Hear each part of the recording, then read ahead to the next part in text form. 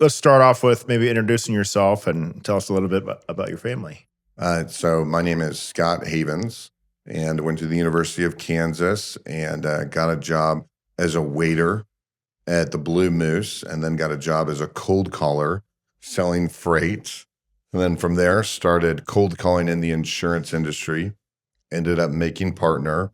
My other partners, along with myself, sold the company 6 years ago, and we work for a large national corporation called Hub International, fifth largest broker in the world. And my partner Melissa Ford and I specialize in healthcare. So people with over 100 employees, we work with them on unbundling it.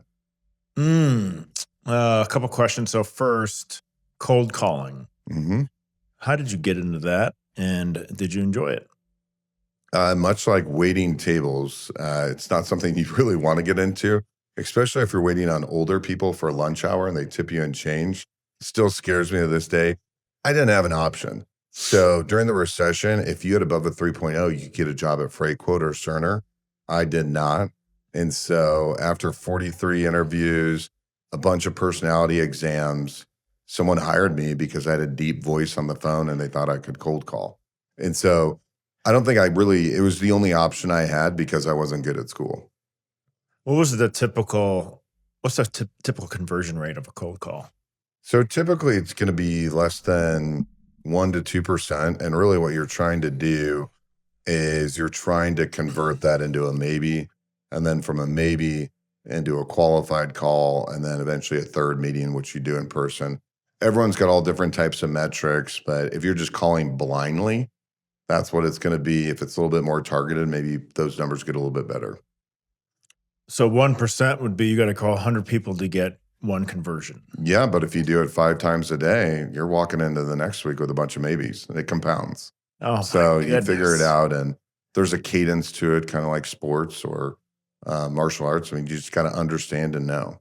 You still do use that strategy today? Yeah, parts of it, absolutely. Well, also when people call on you, you're a business owner, people are calling on you all the time. It's understanding who's got the skills, and if they're good and they're talented and they're bright, you want to bring them in. And then now it's the people that cold call on you is the people you learn from. So if somebody's cold calling you, you're continuing that conversation. You don't just, Absolutely. I tell them within the first 5 seconds of why I'm never going to buy, but I try to diagnose how they got to me and figure out their techniques. And they're like, this guy's not going to buy. I just got to hang up on him. So, and my one rule, which I encourage other people to do, if someone's cold calling you, just say, I will absolutely take you to coffee, but I want to buy from people that listen to me, and I'd like you to call me a year from now. So if they're listening, they know you don't want to talk to them for another year. But guess what? When they call you back from a year, they say, Mr. Ko, well, we talked. You said to call you back, and here I am. And you'll take them out to coffee because there's probably someone you want to work with. wow. So how many times does it take to follow up on average, do you think, to make that conversion? So that's the wild, wild west. I mean, hopefully 2 times, but it really depends what type of thing you're selling. If it's transactional, those numbers are going to be lower. In my business, it's 8, 9, 10 years sometimes. Whoa. 8, 9, 10 years? So think of like a buying cycle, like whether it's your CPA, your attorney, insurance. In the insurance world, the retention is typically 87% to 92%.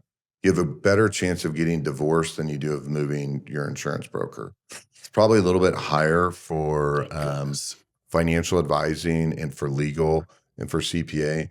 So you have to be patient with people, much like you're patient with everyone's children. It's in time. If it's going to happen, it's going to happen. 8 to 10 years. So you got to be in this for the long term in your job and your career. Yeah, the trend is who can be poorest longest. Sounds like it. Yeah. Wow. So you have 2 kids. How old are they? We're still doing half, so 5.5 and 7.5. Wow. You got a busy house. So you actually took classes from my father. Yes. As a kid. What do you remember about that experience? And so did my brothers. We were next to a Chuck E. Cheese. Yeah. Obviously, it was always, you're like, do I go to Chuck E. Cheese or to go see Master Ko? And we called your dad Master Ko. And I remember what it taught me was how to talk to adults. Yes, sir. Yes, ma'am. Don't interrupt. Proper posture. For me, I struggled in school, so I don't know if it helped too much, but a lot of memorization and a lot of repetition and not giving up. And so when I get my son and daughter ready to come to KOMA, it's is it easier to fail or succeed? It's you got to fail to get better. Can you get anything you want if you don't do something hard? And I think those are a lot of lessons that your family's instilled in generations of folks in Kansas City for many years. Any memories that stand out? That's a podcast. So I mean, any that you can. I don't know. Yeah, no, I mean, Bronson's approach to, it's kind of revolutionary. It's very positive psychology. Yeah. Meeting kids where they're at. Wait, hold on. Not with my father. No, totally different. I'm talking about memories when you were a kid, learning from my father. You can be honest. If you misbehaved, you just got a bigger kid up there to teach you a lesson. And so Bronson had a lot of lessons taught to him. Yes, I did. And so for Bronson, for all I know, you were sparring against like 25-year-olds as like an 11-year-old. Or a 13-year-old girl when I was like 9, and I remember she beat the crap out of me. I could totally see that. I don't know if I was present for it, because if you were 9, that means I was 5. So, but no, I absolutely remember the hilarity. And so my father loves watching old videos of belt tests, because your dad was just like a stand-up comedian. He just like would sit there and bust people's chops and really was, kind of ridicule people. But, at the end of the day, I just had this conversation with my son because someone jumped on him for him not behaving. And I was trying to tell him, people that really care about you are going to tell you when you mess up. Because the people that aren't going to invest in you, just move on. People that are going to jump and get all over you, they care. So if you think they're being mean to you, they're actually telling you that they love you and they care about you. The easiest thing to do is just ignore it, because that takes no effort or energy or time. It actually takes more time and energy to give people feedback and to give them critical feedback. If you're smart, you don't care, because then you don't have to do it. Right. But if you care about children, you can't do that. You have to be in it for the long haul. But if you're receiving that criticism, we have to look at that as they're actually spending time and energy on me. It's love, yeah. Yeah. No, there's a lot of memories I take away from that time. A lot of the discipline obviously was there, and just the repetition. It's so different than it is today, because the kids are different today.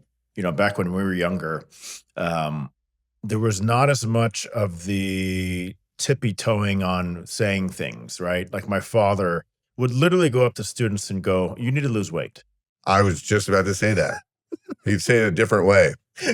Yeah, I kind of softened it. Yeah. But he said it a little. He actually said, "You need to stop drinking soda and pizza because it's not healthy for you, and you need to lose weight."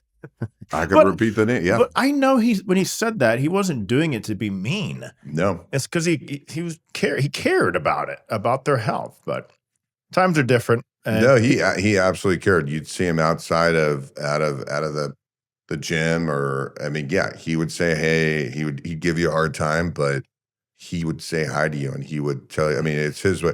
Maybe his way of caring was trying to help others. Why'd your parents start you? So I think I was just an ADD kid, and I didn't know until later in life I was dyslexic. Wish I would have known that way earlier, but not until I was 28.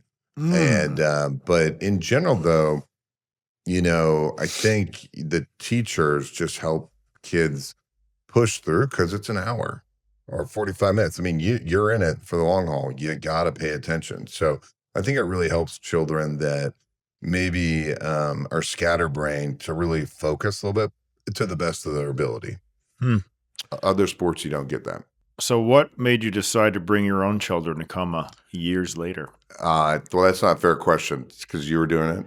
So we drive. We drive probably past, I would assume, 5 of your competitors. How long does it take to get here? Speeding 20 minutes, probably 25 if I'm not. But yeah, it shouldn't take 25, but there's so many stoplights. Yeah, because you guys are in Leawood. Yeah, and then we're also 25 minutes from your Prairie Village. But those watching this, it's probably more like 15 though. They're both essentially looking. Yeah, you're right in the middle. So how did it feel walking back into the school run now by Master Ko's son? Just totally different.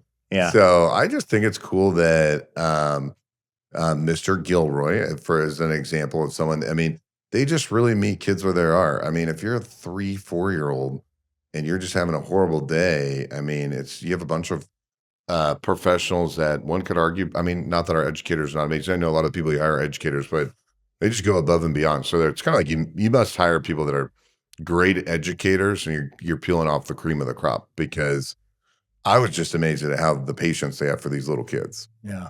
The funny thing is we actually don't have any. No educators. Really? Yeah. I would have lost a lot of money on that. It's all based on one major requirement for me is, do you have a passion for kids? That's it. I can teach you everything else. I don't even care if you really have a passion for martial arts or not. I assumed anyone over the age of 22 was a teacher. No. Wow. No, none of them. And it's funny because we actually have a director of special needs for Blue Valley, and she said that she wants to hire our instructors. I said, no, please stay away from them because we need them. As former president of the school board, I'm going to encourage you the foundation, please, not the board. Yeah. Well, you've put in your time. I think they probably respect it and obviously don't. Yeah, but it's just been it's been actually 25 years of me being in this and teaching specifically. It's just learning what works and what doesn't. So I know a little bit about background. I know it's podcast you interviewed me, but how do you continue to be a lifelong learner? When did you figure out you're a lifelong learner? Oh my goodness. Since I can remember. I've always been curious about everything. I've always been curious about how things work, taking things apart. That's kind of my mind. I'm always trying to figure out how things work without even taking it apart, just kind of in my head. And just with my father's studio, I'll never forget when he wanted me to start teaching. And then I was looking at what do I need to teach. And he had a kind of a very simple curriculum back then, literally a 1-pager. Oh, that's awesome. And I looked at it and I go, this is good, but this needs to be organized. So I basically came up with the stripe system that you see today. And it was a little bit different than it is today, but it was that time that I was like, I like making things better.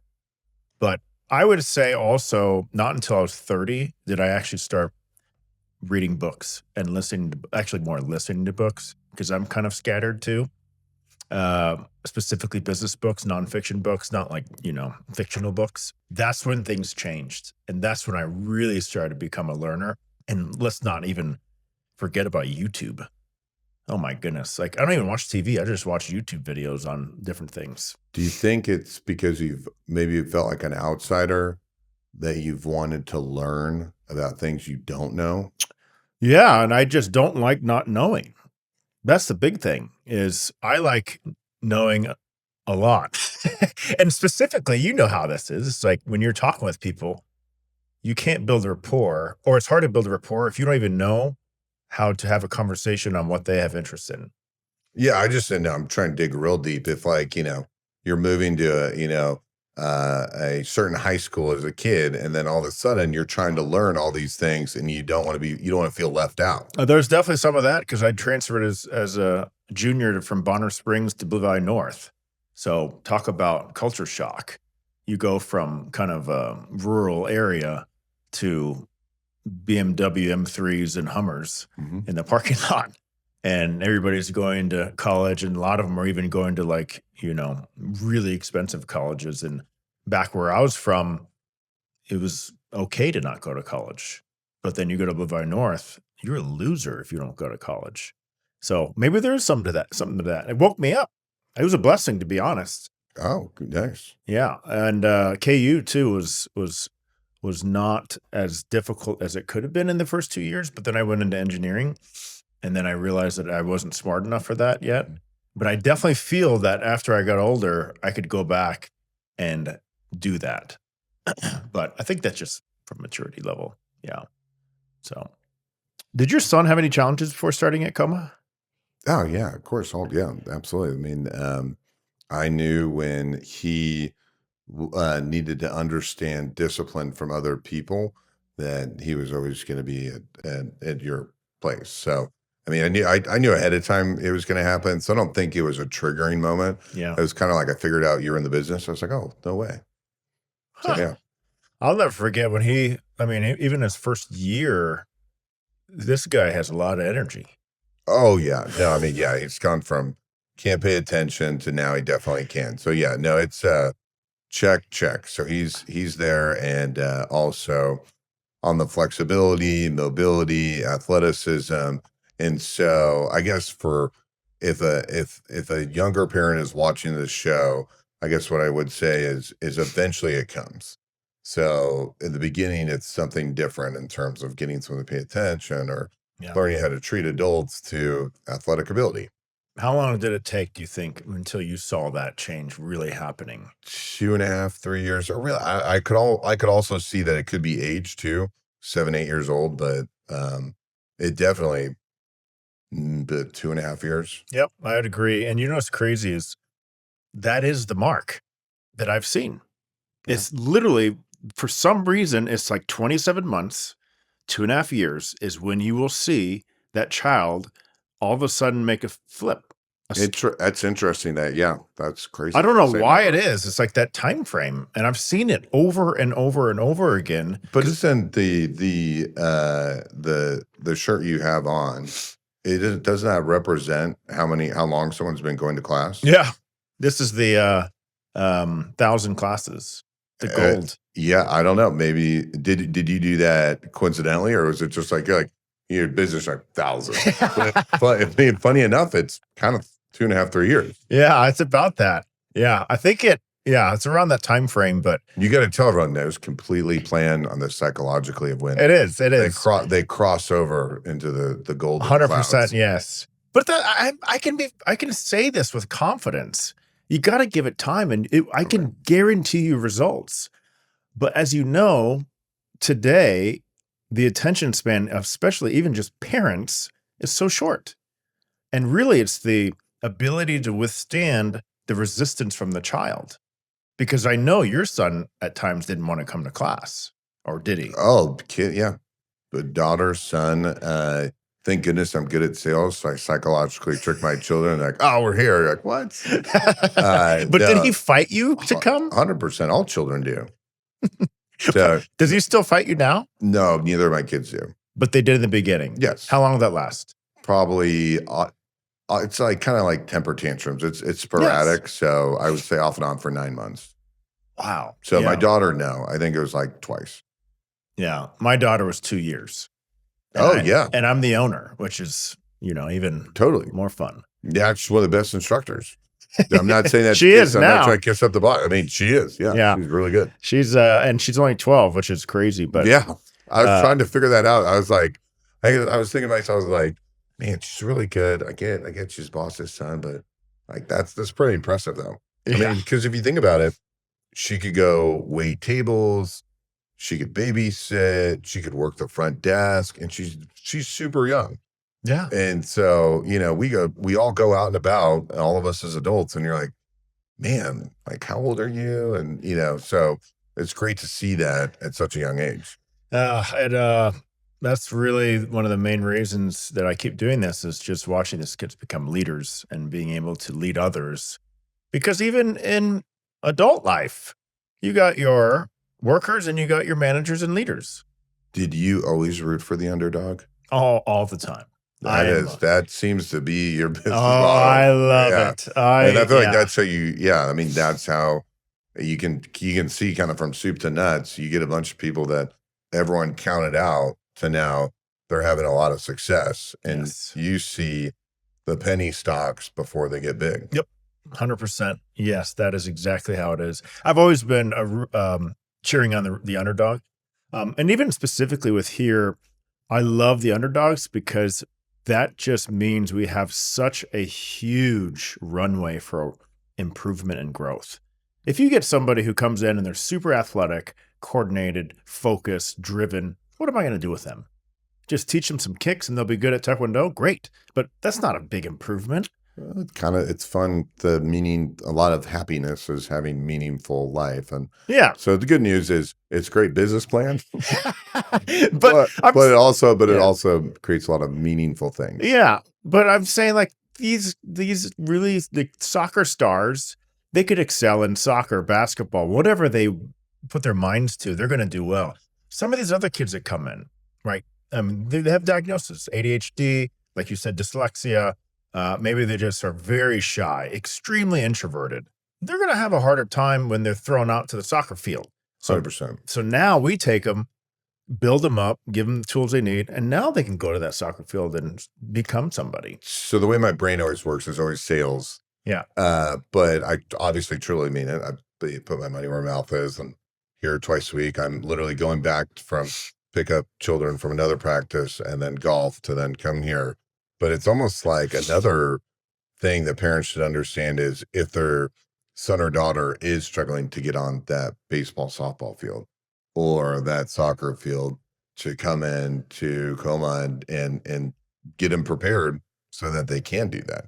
Yes. And then for older children, it's kind of like if they're struggling to have a conversation, bring them here to get them prepared to do it. It's almost like a training ground for a lot of different things. Right. It's like prep academy for life. Yeah. So how has KOMA affected things at home or school or even sports like we were just talking about? They have assignments, and those assignments are awesome because you have to follow them to get a stripe. The character projects. And you figured out, maybe you just were like, hey, I see this YouTube generation coming, and I'm going to build this positive reinforcement dopamine hit with a stripe. But yeah, it works with younger kids. Remember, I invented this when I was 17 years old. I know. That's what I was trying to say. I said, you saw. Oh, yeah. Saw it coming through. Right, yeah. You knew that we'd eventually be living through TikTok when you were 17 in the the 2000s. You're like, this is going to pop. Yeah, I don't know about that, but it's working now, I think. So then with your son, have you seen any improvement at home or even school? Yeah. So absolutely school, absolutely home, but I would also say it's part of the puzzle of parenting. And so it definitely serves a purpose. And it's the other big thing, I guess, where it shows up on a daily basis is understanding that you have to be committed and understanding that you can't take days off, understanding that, if you're sick, you still, maybe not if you're sick, but you always still have to do something. So it's more of the discipline and understanding that you owe it to someone because you said you were going to do it. And you guys come twice a week, right? Yes. Yeah. So 90 minutes a week, right? But life gets busy, and there's times that you might miss, right? Well, as busy parents, little cheat hack. Probably it's a good idea if you want to keep working. Yeah. So it provides great environment. I plug into the Wi-Fi, not a sales pitch. I plug into the Wi-Fi. I just did it before I came in here. Yes. And so super fast Wi-Fi. So if you need to crank out that presentation, you got an hour to focus as a parent. Gosh, I didn't even think about that. And they got a time clock where you can see, you're like, oh man, 4 minutes. Really got to focus on this email. That's Pareto. What is that Pareto's principle? You do 20 minutes or whatever, and then you are finishing your work. But I designed these facilities so the parent can come in, plug in, and work for 45 minutes. That's why we have these lobbies, and we have Google Fiber in actually all of our locations. So we have really fast internet. Yeah, you're south of Overland Park, 4 tables, 1 private conference room, and plenty of room to work and kick up your feet. There you go. Are there any moments that stand out when you realize, like, this is working for your son and maybe even daughter too? So for my son, it was out of nowhere. He could complete the forms without being told every single move. And then athletically, he was able to do the moves at a high level. And for my daughter, not there yet, but my daughter's only a year into it. So really maybe 6 months. Yeah. So for her, she just is like the happiest little kid in the world there's always a fun activity at the end of every class. And so that's where they have the most fun. Yeah, I remember with your son during belt assessments, him standing still, because he's got a lot of energy, and I'll never forget. I'm like, my goodness, I didn't even recognize this guy. Yeah, so I would say for 4 belt tests, couldn't really leave our side. So we psychologically worked incredibly hard to use every trick in the book to get him out there. And then about the 5th belt assessment, it was okay. By the 6th one, we'd hold up a camera. So even though we weren't videoing, but you just felt like he was being like, oh, this is going to go to the grandparents. I better do a good job. And then the 7th time, and then the 8th time, probably after 9 belt assessments, he's doing okay. I would say really until recently, I'd say the last 3 or 4, he's done good. But in general, though, no, it's not been a fast, easy road. Goodness, I have such respect for you and your wife for going through that, because I've seen it all the time where the child will struggle and not go out there, and then the next week they stop. And I'm thinking, what are you teaching your child? It's when you put your foot on the gas. That's when you're like, I probably should be here. You're right. And it takes time, right? But that's why we're here, because we can support in every way we can. Well, the teachers, if they're struggling to get out there, the teachers come and help 3 or 4 different, I mean, not 10, 11 times. I mean, it's very, I'd say if anything I doubt any, well, if parents are watching, if you go give your kid a handout, they're going to know they have an out. But if you let the instructors do what they've been trained to do, they're going to do great. It's when I see kids that don't want to participate in the belt test, it's because the parents are right there giving them the eyes of like, you can leave. And they're defeating the purpose, the money that they have worked very hard for, and they're just not letting people do their job. So what would you tell parents of younger kids who are going through this situation right now? What would you tell them if they're thinking, oh, maybe we should stop because they're not old enough? That's another thing we think about. Nick, he started at what age? 3. 3. Yeah. And we get a lot of parents like thinking, oh, they're not old enough. What would you say to them? Yeah, I would argue that it's the opposite. You should definitely do it way younger, because it's preparing them for whatever they want to do. Other sports are not that big of a deal. I coach football, baseball, basketball, soccer, and softball. So head coach for all of them. And so I enjoy them and have a good time. And so that's demanding. But those sports eventually require more time, where this is a baseline to get them prepared. If they want their kids to play sports, great baseline.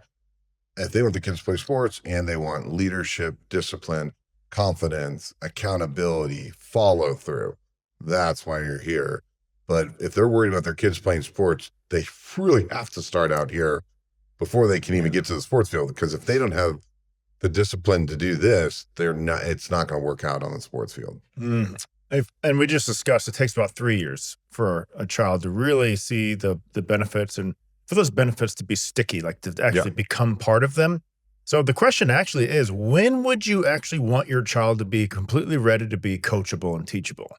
It's not now. Like if you say, oh, I want it now, it's not going to happen. You have to prepare for the future. So if you want it at 7 years old, then you start them at 4. You want them at 6, you start them at 3, right? So Exactly.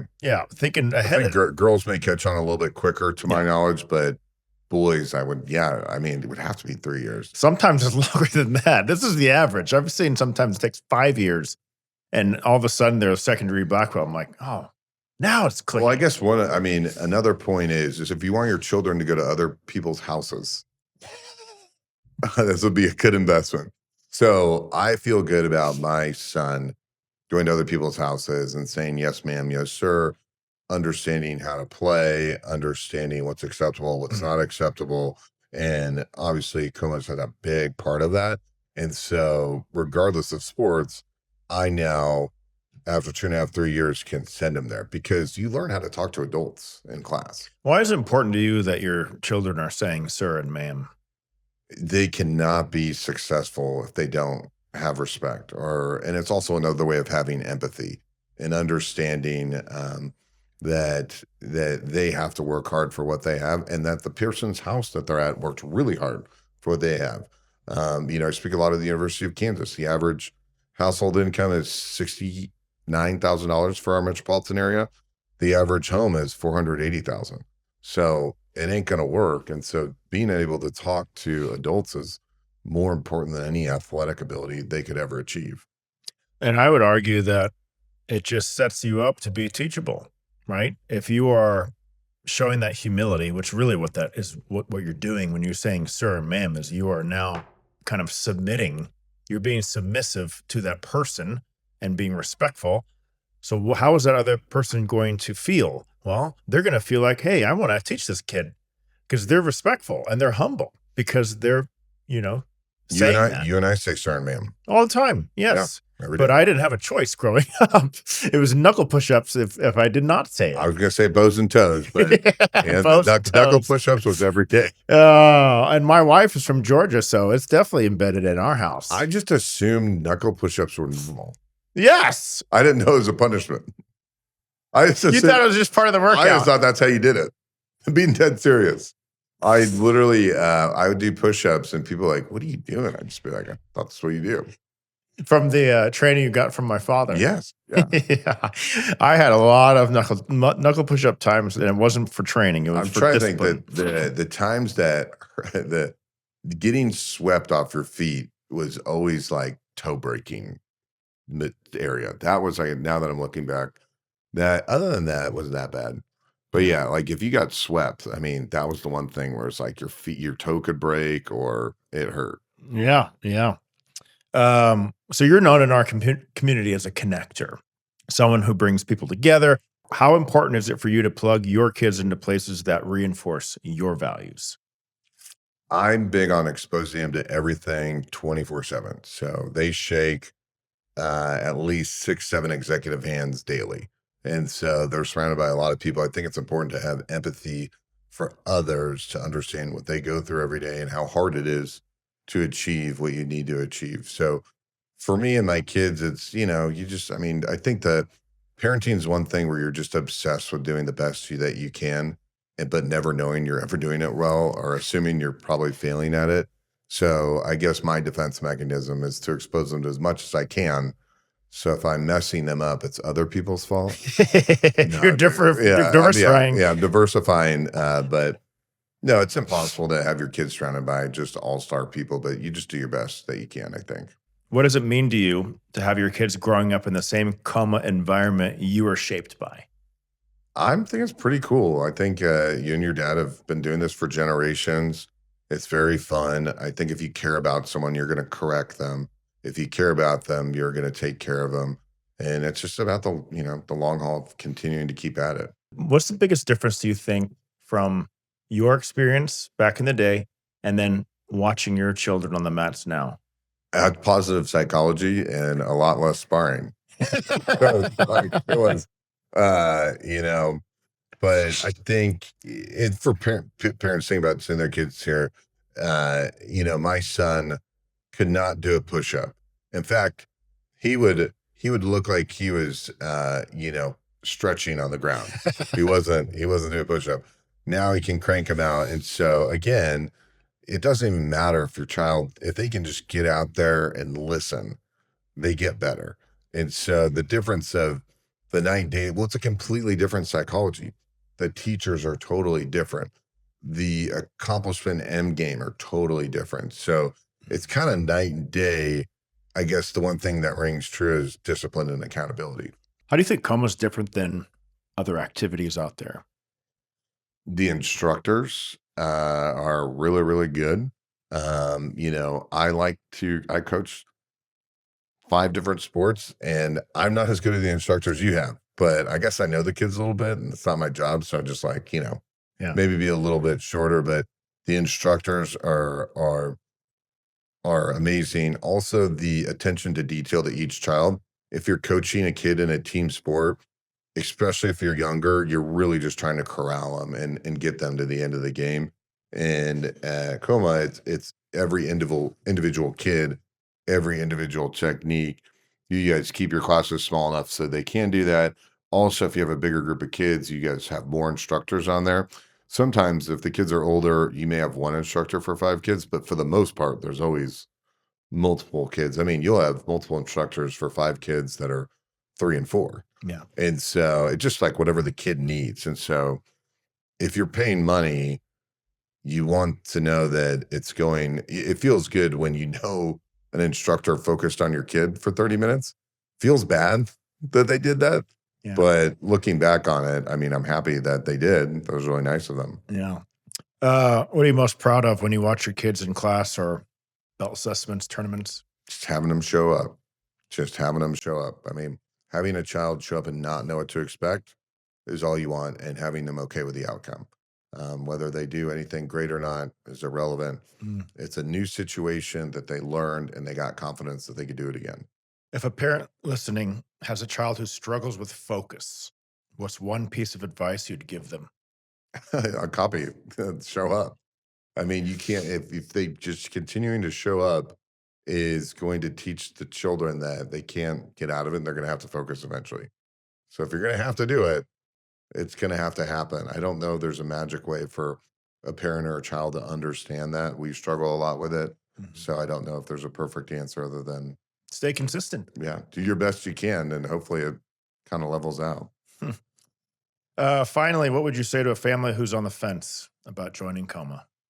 Well, if your child struggles with um, social experiences, or struggles with paying attention, or struggles with learning different sports, or maybe isn't accountable, or doesn't listen, which I think I just described all children. So if there's one of those, but yeah, no, there are some kids that are great at what they do, and they may not need any extra assistance, and they're probably interested in other things. But if you're looking to mold and develop a child, this is a great resource for it. Mr. Havens, I greatly appreciate you coming on and taking the time to do this. Thank you, Bronson. Do you shake hands at the end? Yes, we do. We Oh, do now. cool. There we go. Thank you, sir. Thank you.